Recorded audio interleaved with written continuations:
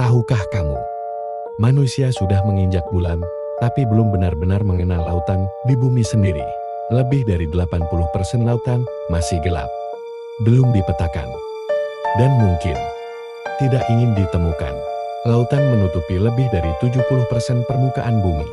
Ia terlihat tenang dari atas, namun menyimpan dunia lain di bawahnya. Semakin dalam kita menyelam, semakin asing dunia yang muncul. Cahaya matahari perlahan menghilang, suhu turun drastis, dan tekanan air meningkat ribuan kali lipat. Di kedalaman tertentu, jika kapal selam mengalami kerusakan kecil saja, manusia tidak punya waktu untuk selamat. Namun di tempat yang mustahil ini, kehidupan tetap ada. Makhluk laut dalam tidak berevolusi untuk terlihat indah.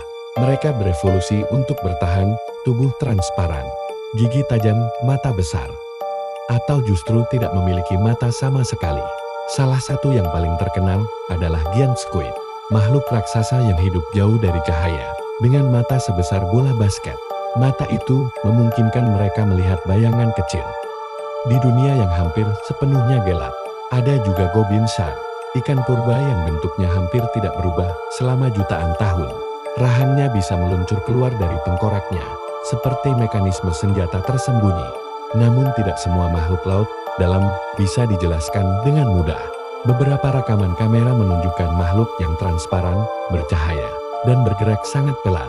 Bukan berenang, melainkan melayang. Ilmuwan menyebutnya makhluk belum terklasifikasi. Artinya kita belum tahu apa itu.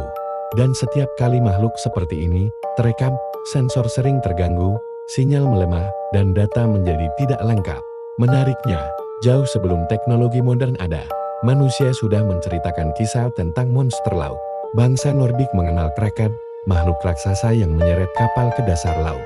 Di Asia, legenda tentang naga laut telah diwariskan selama ribuan tahun. Deskripsinya berbeda-beda, namun selalu memiliki satu kesamaan: makhluk besar datang dari kegelapan dan muncul saat manusia terlalu jauh menjelajah. Apakah semua itu hanya mitos? Atau mungkin legenda lahir karena manusia pernah melihat sesuatu yang tidak bisa mereka jelaskan? Hingga hari ini, lebih dari 80% laut masih belum dipetakan. Banyak palung terdalam bahkan belum pernah disentuh kamera. Dan mungkin bukan karena kita belum siap secara teknologi. Mungkin laut memang tidak ingin seluruh rahasianya dibuka. Karena di dunia tanpa cahaya itu, manusia bukanlah penguasa, hanya pengunjung sementara. Selama Perang Dunia Kedua, sebuah U-boat Jerman melaporkan pertemuan aneh di Atlantik. Mereka mendeteksi objek besar di sonar. Namun saat muncul ke permukaan, yang mereka lihat bukanlah mesin, melainkan sirip punggung raksasa setinggi kapal selam itu sendiri. Foto yang diduga diambil saat itu menunjukkan perbandingan ukurannya. Para pilot menamainya El Gran Maja yang perkasa. Analis memperkirakan panjang makhluk itu bisa mencapai lebih dari 20 meter. Apakah itu megalodon yang selamat? Atau spesies yang belum pernah kita kenal? Selain laporan visual, ada juga suara misterius yang datang dari tempat yang sama-sama tak terjangkau, laut dalam. Pada tahun 1997, sensor di Samudra Pasifik menangkap suara aneh. Suaranya sangat keras, bahkan terdengar oleh alat yang berjarak ribuan kilometer. Ilmuwan menamainya Red Globe. Secara teori, jika suara itu berasal dari makhluk hidup, ukurannya harus jauh lebih besar dari paus biru. Beberapa kapal riset mencoba mendekati titik asal suara atau laporan visual tersebut. Namun laporan mereka selalu aneh. Instrumen terganggu, sinyal melemah. Beberapa data bahkan hilang begitu saja.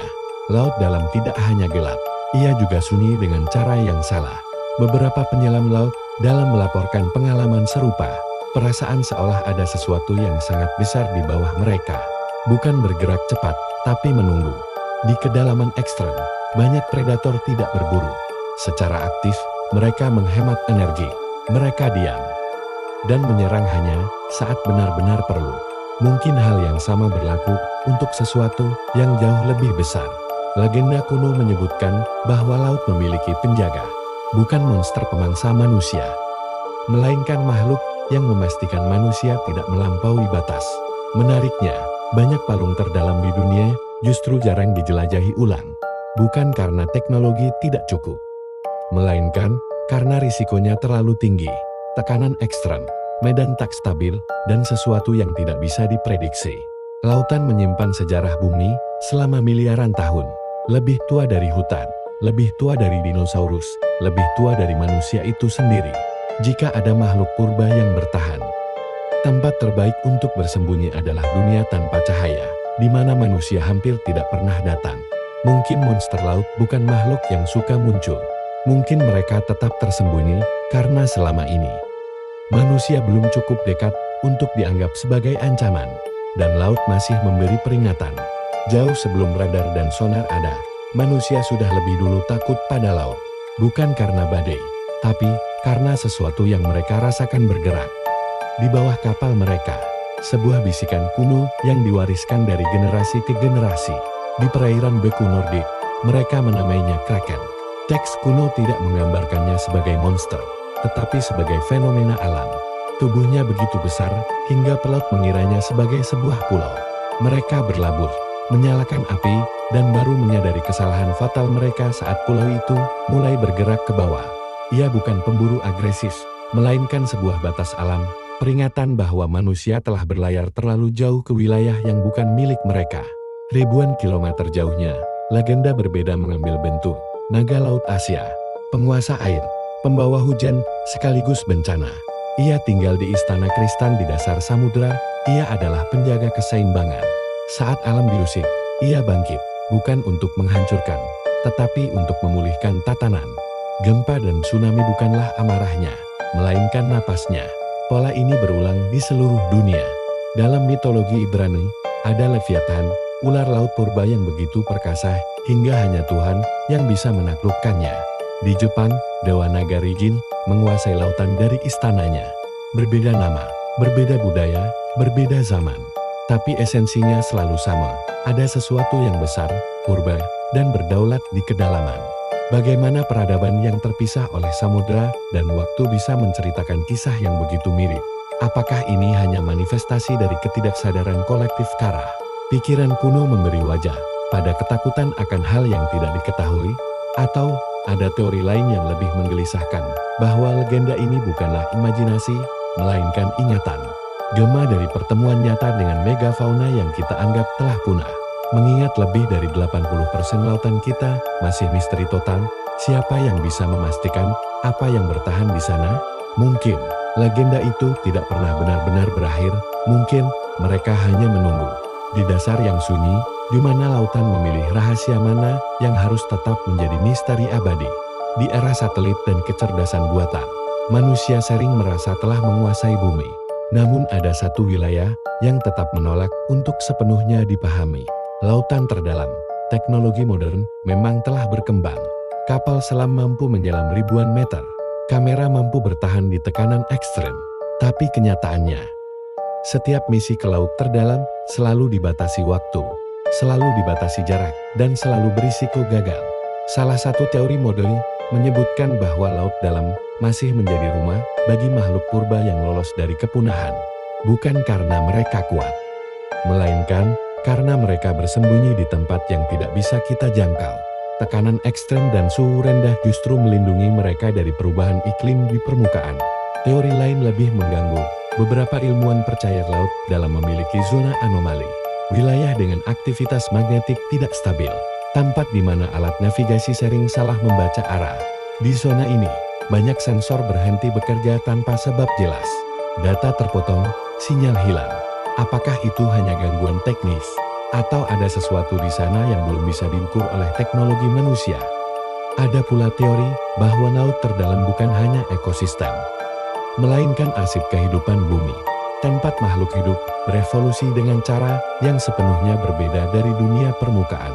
Makhluk tanpa mata, makhluk tanpa tulang, makhluk yang tidak bergerak cepat. Karena mereka tidak perlu. Dalam lingkungan tanpa cahaya, energi adalah segalanya. Dan siapapun yang membuang energi tidak akan bertahan lama. Mungkin inilah alasan mengapa banyak makhluk laut dalam terlihat seperti monster bagi manusia. Bukan karena mereka jahat, melainkan karena kita tidak pernah seharusnya melihat mereka. Beberapa teori bahkan menyebut bahwa laut terdalam adalah zona karantina alami. tempat alam menyimpan sesuatu yang terlalu berbahaya untuk berada di permukaan. Bukan hanya makhluk hidup, tetapi juga bakteri purba, organisme ekstrem, dan bentuk kehidupan yang belum memiliki nama. Menariknya, banyak palung laut terdalam hampir tidak pernah dijelajahi ulang. Bukan karena tidak menarik, melainkan karena tidak ada urgensi yang cukup kuat untuk mengambil risiko besar. Seolah manusia secara tidak sadar memilih untuk menjaga jarak. Dan mungkin itu keputusan yang bijak. Karena laut dalam tidak memberi peringatan kedua. Kesalahan kecil tidak bisa diperbaiki. Dan sampai hari ini, kita masih belum tahu apa yang sebenarnya hidup di bagian terdalam samudra. Mungkin bukan karena laut menyembunyikan rahasia. Mungkin karena kita belum siap menerimanya. Setiap peradaban punya batas yang, jika dilanggar, selalu diikuti oleh konsekuensi. Bagi manusia modern, laut terdalam adalah batas itu. Semakin dalam manusia menyelam, semakin kecil peluang untuk kembali. Bukan karena kurangnya keberanian, melainkan karena alam tidak berkompromi. Tekanan di laut terdalam tidak memberi ruang untuk kesalahan. Retakan kecil pada kapal selam bisa berarti akhir dalam hitungan detik, dan berbeda dengan luar angkasa. Laut tidak pernah benar-benar sunyi. Ia menekan, ia mengelilingi, ia hadir di setiap sisi. Namun bahaya fisik mungkin bukan ancaman terbesar. Beberapa penyelam laut dalam melaporkan efek psikologis yang aneh. Perasaan terasing, waktu terasa melambat. Kesadaran seolah ditekan oleh kegelapan. Di dunia tanpa cahaya, manusia kehilangan orientasi. Tanpa langit, tanpa horizon, tanpa arah alami, dan di kondisi seperti itu, pikiran mulai menciptakan bayangannya sendiri. Jika manusia benar-benar masuk terlalu dalam, bukan mustahil, kita akan menemukan sesuatu yang seharusnya tetap tersembunyi. Bukan monster yang menyerang, bukan makhluk yang memburu, melainkan kehadiran sesuatu yang sudah ada jauh sebelum manusia pertama berjalan di darat. Jika makhluk purba masih hidup di laut dalam, mereka tidak akan melawan dengan kekuatan. Mereka hanya akan bertahan, seperti yang selalu mereka lakukan. Dan mungkin itulah ancaman sebenarnya. Bukan karena mereka ingin menghancurkan manusia, tapi karena keberadaan mereka akan mengubah cara kita memandang dunia. Bahwa manusia bukan pusat kehidupan, bahwa kita bukan makhluk terbesar, bahwa kita bukan penguasa planet ini. Laut dalam menyimpan sejarah bumi. Selama miliaran tahun, ia menyaksikan kepunahan massal, ia menyaksikan naik dan jatuhnya kehidupan. Dan manusia baru hadir di akhir cerita.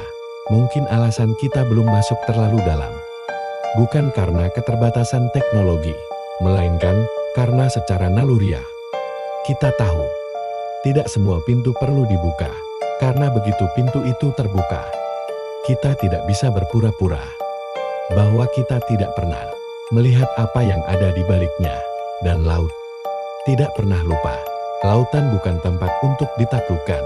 Ia adalah pengingat bahwa ada dunia yang tidak membutuhkan kita untuk tetap ada. Jika kamu menikmati perjalanan ke kedalaman lautan ini, jangan lupa like video ini, share ke teman-temanmu, dan subscribe ke channel ini. Karena masih banyak misteri bumi yang belum berani kita buka bersama.